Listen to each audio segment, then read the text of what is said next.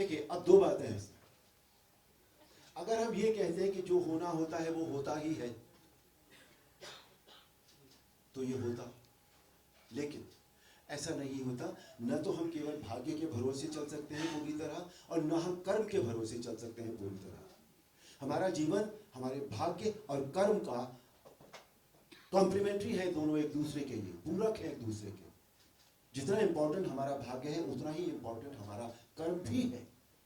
कर्म हमारा भाग्य बदल देता है और हमारा भाग्य हमारे कर्म बदल देता है। इसलिए इस डिबेट में हम न जाएं तो बेहतर होगा। अरुण जी, पवन भारद्वाज पीटीआई से। सर 695 जो टाइटल है, किसके कितना मुश्किल था ये चीज, कैसे चयन में आया? डायरेक्टर से आपसे जानना चाहिए। सर बहुत बड़ी बात है। I give full credit to that person जिसने भी ये टाइटल सोचा है। It's a great title, great title.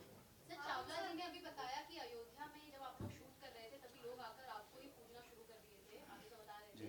तो अयोध्या में आपकी काफी सारी मेमोरीज रहेंगी पहले से शूट की, और अब जब आप शूट कर रहे थे वहाँ पे अयोध्या बदल चुका है, सब लोग यही कह रहे थे। कितना बदला है, क्या बदलाव आपको नजर आया, आपसे जानना चाहिए। अयोध्या नहीं बदला, अयोध्या तो वही है।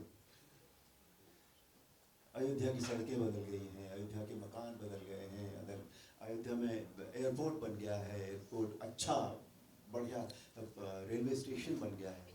अयोध्या नहीं बदलता है कभी, भावना नहीं बदलती इसकी। वो अयोध्या जो पहले जितना हमारे लिए पूज्य था, आज भी हमारे लिए उतना ही पूज्य है।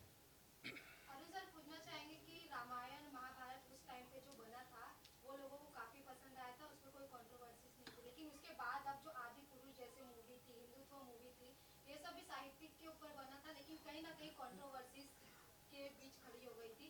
तो ये जो 500 साल का आपने संघर्ष आप लोगों ने दिखाया है, तो जो लोगों का एक्सपेक्टेशन है उसी प्रकार मूवी रहेगा, या फिर आगे जाके जैसे आदि पुरुष का आगे जाके कुछ और ही निकला, लोगों के सामने आया, वैसा ही कुछ दिखेगा? देखिए जहाँ तक मेरे अपने रोल का प्रश्न है, वो मैं गारंटी दे सकता हूँ कि उसमें कोई कंट्रोवर्सी नहीं होगी, ठीक है। बाकी हमारे प्रोड्यूसर यहाँ बैठे हैं, राइटर नहीं है यहाँ पर, तो ये उनसे बात आप पूछेंगे तो वो इसका बेहतर जवाब देंगे कि पूरी फिल्म क्या बनी है, कैसे बनी है, कितना। मुझे लगता नहीं है इसमें कोई भी, बिकॉज ये जो पूरी फिल्म है ये बहुत ईमानदारी से बनाई गई है, ईमानदारी से लिखी गई है। क्योंकि मैंने बाकी लोगों के भी जो स्क्रीन पे थे वो मैंने पढ़ा है, स्क्रिप्ट पढ़ी थी मैंने, और मुझे उसमें ऐसा कुछ भी नहीं लगा कि जो कल को कंट्रोवर्सी पैदा करेगा। सर अरुण जी, अगर ये हर चीज को राजनीतिक मुद्दा दे दिया जाता है, एक साफ सुथरी मूवी है, राम के ऊपर फिल्म है, लेकिन आपको लगता है कि आज से इसकी राजनीति चालू हो जाएगी, लोग विपक्ष वाले कुछ बोलना शुरू कर देंगे? बोल ही रहे हैं सर नहीं बोलेंगे तो कैसे चलेगा, मैंने अभी तो बताया। बोलना उनका काम है, जो भी विपक्ष में होगा वो बोलेगा। सर विपक्ष का ये कहना है कि मतलब इलेक्शन आ रहे हैं और ये मूवी बन के मतलब कि एक अलग सा मतलब कि बीजेपी को एक बड़ा बूस्ट मिलेगा इलेक्शन के दौरान, मतलब इसीलिए भैया ये बात विपक्ष कह रहा है ना, तो विपक्ष से पूछो ना जाकर, अरुण गोविल से क्यों पूछ रहे हो?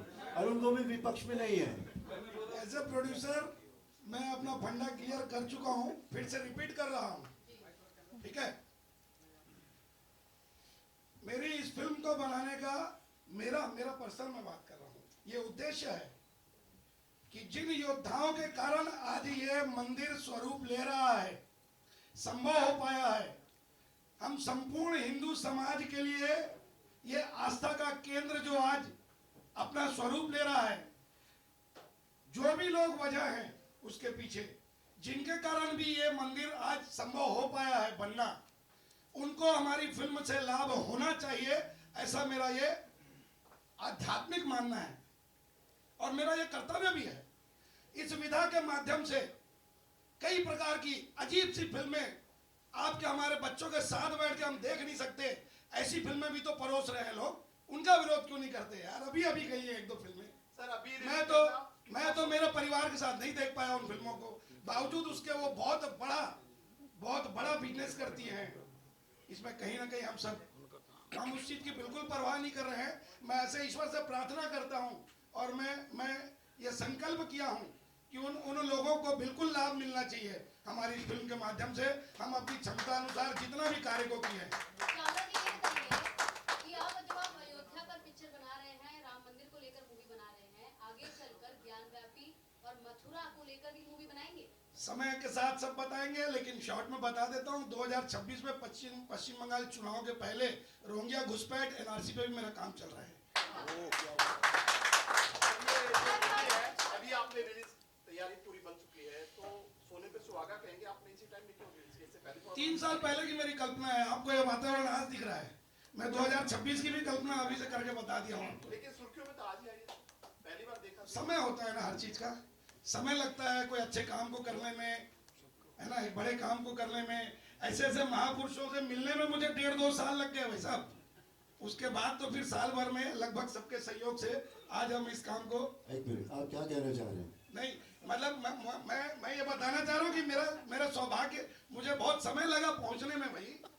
रियल लोकेशन क्या क्या लिया आपने? अयोध्या में लगभग सभी जगह, जहाँ जहाँ तक नहीं जा पाए थे आज तक लोग, दशरथ महल तक हम लोग गए। वहाँ बहुत ही अच्छा, बहुत ही प्यारा गीत, आप लोग जब थिएटर में देखने जाएंगे, बहुत ही प्यारा भजन अरुण गोविल साहब के ऊपर फिल्माया है। वो हमने बिल्कुल जन्मभूमि और वो हनुमानगढ़ी के बाजू में ही दशरथ महल में उसको फिल्माया है।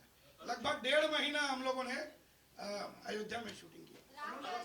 मोदी जी को किसी तरह से बताया, पता चला फिल्म के बारे में, उनकी टीम को जो वहाँ पे टीम काम कर रही है, अब तो मोदी जी बता सकते हैं हमारे पब्लिक के माध्यम से।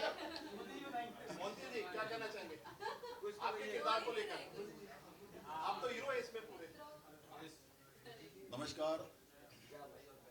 पहली बात तो श्याम चावला जी और उनकी पूरी टीम को मैं आभार प्रकट करता हूं कि आज उन्होंने हमें इसमें काम करने का सौभाग्य मिला है, आज इनकी टीम की वजह से। और ऐसे महान जो कलाकार हैं, खास करके गोविल साहब, अरुण गोविल जी हैं, इनके साथ काम करने का मुझे मौका मिला है, बहुत बड़ी बात है।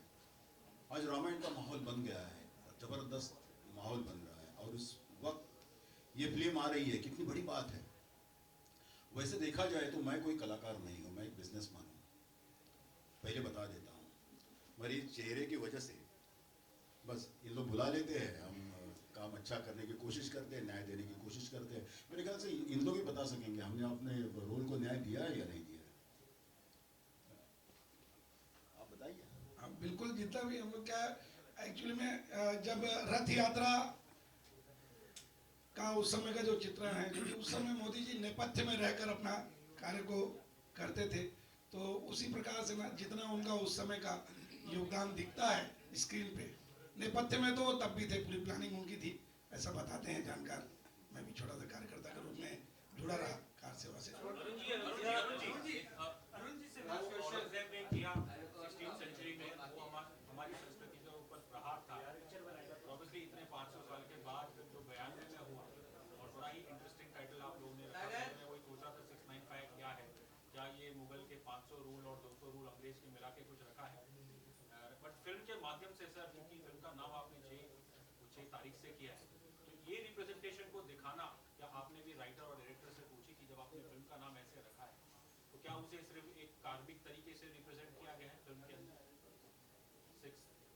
इवेंट्स ऑफ 6 दिसंबर? सिर्फ इवेंट से एक अच्छा सेंसिटिव सब्जेक्ट, सेंसिटिव फिल्म नहीं बनती।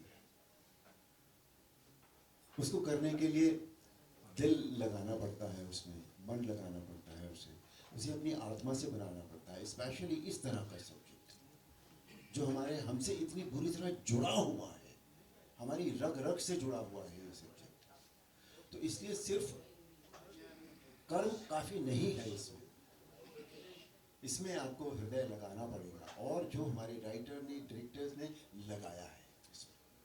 सबसे पहली बात तो हमारे प्रोड्यूसर ने लगाया है उसमें अपना पूरा दिल, जो उन्होंने सोचा। ये टाइटल जो निकला ना अपने आप में, वो ही ये बताता है कि ये सिर्फ कार्मिक नहीं है। ये तो संयोग है कि ये 3 तारीखें हैं ऐसी, लेकिन उनको जिस तरह से जोड़ा गया और जिस तरह से इन पर काम हुआ है, वो बहुत ही लगन से, संकल्प से, और as I said it very well के कुछ करने के लिए, कुछ देने के लिए ये काम किया गया है, एक जन जागृति के लिए ये काम किया गया है। पता तो लगे लोगों को, इतिहास के पन्ने वो पलटे तो सही कि 500 साल पहले क्या हुआ था। ठीक है, वो हमें नहीं पता, हमने नहीं दिखाया कि बाबर के ज़माने में क्या हुआ, ये वो नहीं दिखाया हमें, लेकिन उसके बाद क्या क्या हुआ और कैसे इस मूवमेंट ने जोर पकड़ा, किन किन लोगों की ने अपनी आहुति दी बगैर ये सोचे हुए कि इनका क्या होगा। ये अपने आप में बहुत बड़ी बात है, बहुत सेंसिटिव फिल्म है। मुझे आई एम वेरी श्योर कि हम सबको ये फिल्म बहुत अच्छी लगेगी। मिश्रा जी, आपसे जानना चाहेंगे क्या कहना चाहिए मूवी के बारे में, आपके किरदार को लेकर। जय श्री राम। राम मूलाधार से सहस्त्रार्थ तक की यात्रा है राम, भारत के अभिनंदन है राम। राम राम राम राम भाई, राम राम काका, राम राम बहना, राम राम चाची। राम ये मंदिर थोड़ी बन रहा है, भारतीय संस्कृति का आधार तैयार हो रहा है, उसका उद्गम और उद्गार हो रहा है। जो 500 वर्ष का जो संघर्ष रहा है वो संघर्ष है। आप केवल उस संघर्ष को 695 से मत जोड़िए, ये तो अभी का 695 है।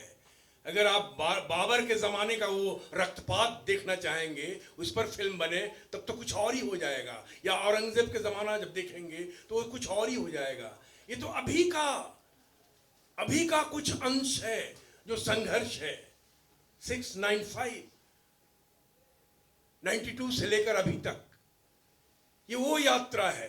2.5 घंटे की फिल्म में सब कुछ समेटना मुमकिन नहीं है, सब कुछ समेटना। लेकिन हाँ, जितने तत्व हैं, जो मूल तत्व हैं, जो हुआ है संघर्ष में, जो मूल किरदार हैं, वो हैं इस फिल्म में। और ये बड़ी अच्छी बात है कि इस तरह की फिल्म बनाने का प्रयास किया गया है। मैं श्याम चावला जी को बहुत बहुत धन्यवाद दूंगा कि इस तरह का प्रयास किया उन्होंने। अपने लेखक और निर्देशक को कहा कि इस तरह की फिल्म बने, सारे कलाकारों को इकट्ठा किया गया और अयोध्या में जाकर 42 डिग्री टेम्परेचर पे हमने फिल्म शूट की है। राम पौड़ी पे जब हम लोग शूट कर रहे थे तो हम लोग का तलवा जल रहा था, और इतना तो इसलिए